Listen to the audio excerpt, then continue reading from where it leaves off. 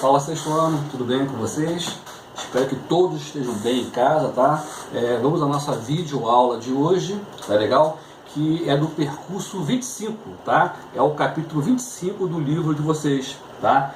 Que equivale à nossa aula 18. Então, sexto ano, aula 18, capítulo 25, que vai da página 190 até a página 199, ok?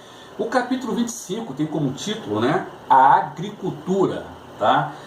Primeiro temos que diferenciar aqui o que é extrativismo do que seja agricultura, tá? Primeiro aqui, né, vamos aqui classificar o que é extrativismo. Extrativismo é quando você extrai algo da natureza. Lembrando que são três tipos de extrativismo: extrativismo animal, extrativismo mineral e, no nosso caso aqui hoje, extrativismo vegetal, tá? Mas o que nos interessa aqui, o que vai diferenciar o extrativismo vegetal para a agricultura? É muito simples, tá?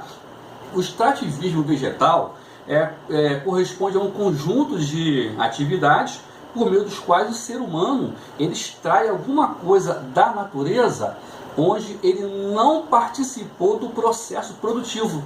Ou seja, foi a própria natureza quem criou aquele recurso, né? Agora, quando o homem, tá, ele participa do processo produtivo, quando ele, por exemplo, planta alguma coisa, aí já chama-se agricultura. Ou seja, tá, quando o homem ele participa da produção, chama-se agricultura.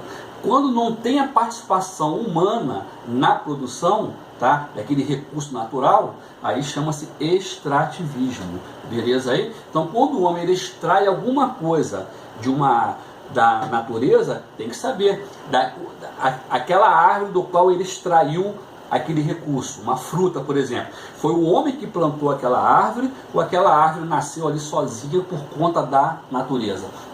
Se foi o homem que plantou, chama-se agricultura, tá? Se não foi o homem que plantou, se aquela árvore desenvolveu-se ali, ela nasceu ali por conta própria, da própria natureza, aí no caso vai ser extrativismo. Beleza aí? Tranquilo? Tá? E também vale a pena lembrar que historicamente, tá, o extrativismo, tá, ele é anterior à agricultura. Ou seja, quem é mais antigo? É a agricultura ou é o extrativismo? É o extrativismo. Primeiro o homem ele praticou o extrativismo para depois ele praticar a agricultura. Resumindo, quem é mais antigo? O mais antigo seria o extrativismo. Depois veio a agricultura. Tá legal? Na página 191 do seu livro, você começa a ler aí, tá, sobre a dispersão geográfica das plantas cultivadas, né? Como as plantas se dispersaram por todo o planeta, né? Como houve essa dispersão geográfica das plantas, tá? Quando começou isso? Isso começou, tá, com as grandes navegações, com a expansão marítima comercial, lá do século XV, do século XVI, onde também teve início a globalização. Então, quando o homem, com as grandes navegações, ele começa a navegar pelos oceanos, eu falo do homem europeu, e começa a descobrir novas terras, tá? Esse período chama-se grandes navegações. Foi assim que o homem europeu chegou até a América, né? Chegou até o Brasil, né? Ele tentando chegar até as Índias, né? Ele chegou aqui ao Brasil. Isso aconteceu devido às grandes navegações ou a expansão marítima comercial, tá? Que também deu início aí à globalização. Tá? E com as grandes navegações, os europeus trouxeram para a América produtos que não tinham aqui, como por exemplo, aqui no Brasil não tinha, por exemplo, cacau, né? E o Brasil hoje é um dos maiores produtores mundiais de cacau. O cacau veio da onde? O cacau ele veio da América, né? Ele veio, o açúcar também, tá? Não havia o açúcar aqui, foi o europeu que trouxe as plantas, né? trouxe as mudas de cana-de-açúcar, tá? A banana, por exemplo, ela veio da Ásia, não havia banana por aqui. O europeu traz a banana da Ásia, tá? O próprio algodão, tá? Ele veio da Ásia e da parte central da América. Então, com isso, tá? Com as grandes navegações, com a globalização, ocorre uma dispersão geográfica das culturas agrícolas, das plantas, tá? E na página 191 tem um mapa aí da figura 2 que ele mostra isso, né? Ele mostra como aconteceu e dá vários exemplos dessa dispersão geográfica dos produtos agrícolas, das plantas agrícolas, tá? Na página 192 continua aí dando aí exemplos do arroz, da mandioca, do milho, a soja, né? O Brasil é hoje o maior produtor mundial de soja, tá? Só que a soja ela veio da China, não havia soja aqui no Brasil, né? É o imigrante europeu que traz a soja para o Brasil. E o Brasil hoje é um dos maiores produtores mundiais de soja, tá? E na página 192 ainda também fala sobre as técnicas agrícolas. O que é técnica? A técnica refere-se ao modo de fazer alguma coisa, tá? E quando falamos de técnicas agrícolas, há várias maneiras de nós praticarmos a agricultura. E no decorrer do tempo, as técnicas agrícolas foram evoluindo. O homem, por exemplo, ele começou a arar a terra, né? Arar a terra é o que? Tornar a terra fofa, oxigenar a terra. Ele usava pedaço de madeira. Depois ele começou a usar pedaço de madeira como arado com um animal puxando. Depois ele trocou a madeira por um ferro, tá? Aí surgiu o arado de ferro. Aí muito tempo depois o homem cria os tratores, tá? E agora são tratores movidos a combustível, né? Com motores a combustão. E hoje em dia nós temos máquinas agrícolas que essa máquina sozinha ela executa o trabalho de 30 a 50 pessoas, devido ao que? A evolução das técnicas agrícolas. Tu vê tudo isso onde? Entre a página 192 e a página 193. E quais são as principais técnicas agrícolas? Seria a irrigação, tá? Seria a primeira técnica. Segunda técnica agrícola seria a rotação de culturas. Terceira técnica agrícola seria o plantio direto. São as três principais. Vou repetir: irrigação, rotação de culturas e plantio direto. Vamos ver o que é cada uma delas aqui, tá legal? Sobre irrigação, tá? Todo mundo aqui sabe que sem água não existe agricultura. Então tu imagina como praticar a agricultura num local que não tem água, que não chove.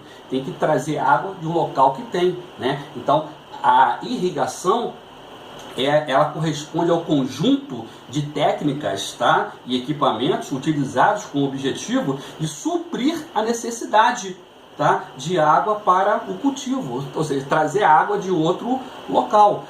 O maior exemplo disso seria Israel. Lá tem o deserto de Negev, tá? Que é muito mais seco do que o sertão brasileiro, do que o sertão nordestino. Os caras plantam uva lá no meio do deserto, os caras plantam melancia. Como eles fazem isso? Com tecnologia e com a ajuda da irrigação, tá legal? E você vê aí na página 193 vários exemplos de irrigação com uma prática muito antiga, e você vê aí algumas civilizações no Egito, na Mesopotâmia, na Índia, na China, né? Os romanos, aqui na América os maias, incas, astecas, e vai para aí afora. Então você vê vários exemplos de civilizações antigas que praticavam a irrigação, tá? E a irrigação ela traz uma série de problemas, tá? Quais são os principais problemas, tá? O uso de fertilizantes, tá? E defensivos agrícolas que contaminam o solo, tá? A própria eutrofização que reduz o nível de oxigênio, né, das águas, as barragens, os canais. Temos um exemplo aí da transposição das águas do Rio São Francisco, né? É bom para o Nordeste, é bom para o sertão, mas acarreta impactos ambientais no próprio Rio São Francisco e na população ribeirinha que mora ali próximo ao Rio São Francisco, tá legal? Na página 196 e 197, você vê aí os principais exemplos dos métodos de de irrigação. Você tem aí irrigação de superfície, irrigação de localização, irrigação subterrânea, e você também encontra aí irrigação de aspersão. É só você ler aí esse infográfico na página 196 e 197 que tu vai compreender isso aí direitinho aí, tá? Na página 198 temos uma outra técnica agrícola, que é a rotação de culturas, tá? O que eles fazem aqui, tá? Consiste em alternar periodicamente o cultivo de espécies vegetais, porque quando o homem planta, por exemplo, tomate, o tomate ele extrai nutriente do solo. Então, se todo ano, o ano inteiro, por 20 anos, só planta tomate, né? Aquela monocultura, que é o plantio de um só produto, vai acabar extraindo aquele recurso do subsolo. Então, qual seria o ideal? Em um ano, por exemplo, metade do ano você planta milho, na outra metade você planta tremoço, tá? Aí no outro ano, durante o verão, você planta soja, aí no inverno você planta aveia. Aí no outro ano, já para o terceiro ano, aí no verão você planta soja, no inverno você planta trigo. Aí no quarto ano, você volta a plantar soja e trigo, então você inverte. Isso dá um descanso à terra, tá? Ao alternar as culturas, você vai descansando a terra. Tu encontra isso na página 198, tá? Na figura 8, mostra aí um exemplo da rotação de cultura. E o outro seria o plantio direto. O que é o plantio direto? Por exemplo, tá? Ao recolher a soja, né? Eles recolhem as sementes, mas ficam as palhas. O que fazer com aquelas palhas que ficam no solo? Queimar, atear fogo, tirar? Não, deixa aquelas palhas lá, que elas vão virar humus, elas podem até mesmo servir de alimento para o solo, elas vão deixar o solo sempre úmido, porque ela vai segurar a umidade no solo e vai proteger ainda o solo, aquelas palhas que ficam, né? Que é o resto da soja, por exemplo, ela vai proteger o solo da erosão. Nas gotas da chuva, ao atingir o solo, não vai atingir o solo diretamente, vai atingir aquelas palhas, então vai preservar o solo.